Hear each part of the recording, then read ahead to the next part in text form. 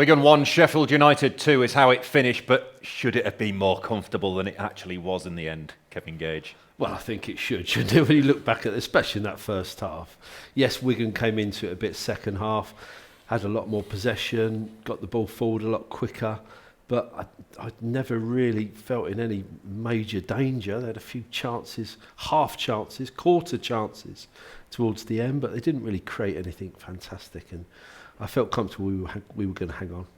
That's football though, isn't it? That's how quickly it can change. Sheffield United 2 up, looking quite comfortable, and all of a sudden we can get one back, and it's not as straightforward as it should have been. Yeah, we were really comfortable, weren't they? I mean, we could have, the game, as we've discussed, could have been out of sight in the first half, could have been 3-4-0 up. But then we get the second one and we'd said, the next score is going to be important, but then they score. And like you say, that's given them fresh impetus, obviously with the new manager there and everything. And I think they will struggle.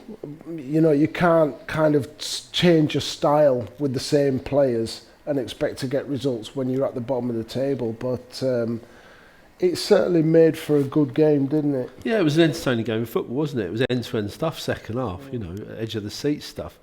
But Wigan weren't very good. I mean, they contributed to their own downfall, really. They're causing themselves all sorts of problems with their insistence on playing out from the back and the ridiculous ball into midfield, which created our second goal.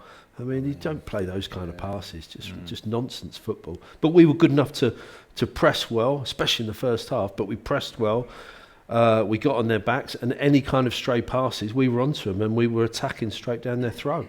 So for all we're saying, yes, it wasn't a vintage Sheffield United performance, but we were more than good enough to beat a very average Wigan side.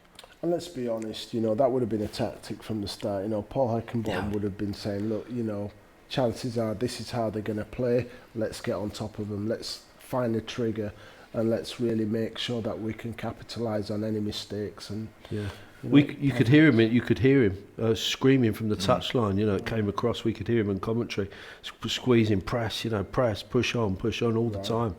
So, but the players knew they had to do that anyway. But when your manager's screaming in your ear from 10 yards away, he encourages you to do it just a little bit more. Yeah.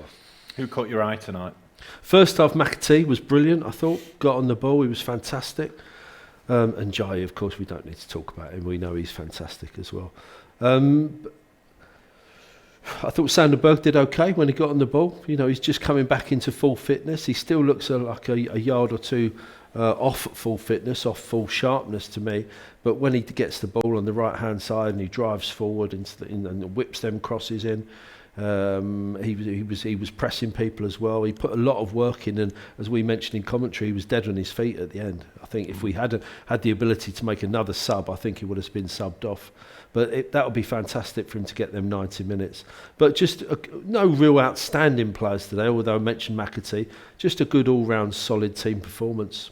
Wes Fodderingham's been excellent ever since he got the gloves, really. Can we allow him an off night? I think we can, can't we? Yeah, I think so. I mean, it's one of them. I mean, we don't know what the pitch was like. It looked as though it might have been a little bit greasy, which wouldn't have helped him. To be fair, some of the balls that came into him are the kind of balls that, are always going to cause goalkeepers a problem. But I suppose if you let the first one go, then you're always going to be nervous about the second and the third one. So, but now, he's got plenty of credit in the bank, for me anyway. So yeah, I mean, you've got to say as well, Billy scoring on that scoring a landmark goal as far as appearances from his point of view is always good as a centre forward. But yeah, no, I think it was a good workout. I think, you think about the two last games, the Huddersfield game and then this game, to get the points, when you're in sort of like third, fourth, fifth, and you see that, even the second place team is just being consistently winning, it can break you, Yeah, and it opens up that nice little cushion now, doesn't it, over third place Blackburn. Narrows the gap on Burnley, which obviously is great to stay in touch with them, but the priority is making sure that you keep the chasing pack at bay, isn't it? Yeah, of course it is. The league table makes very good reading this evening. Not only the 5-point gap, but the goal difference we talked about earlier on. We got plus 16 on the team in third. But I mean, we're halfway through the season now. We've got 44 points. I mean, we'd have snapped your hand off for that early part of the season, especially after the Watford game. First game of the season we lose.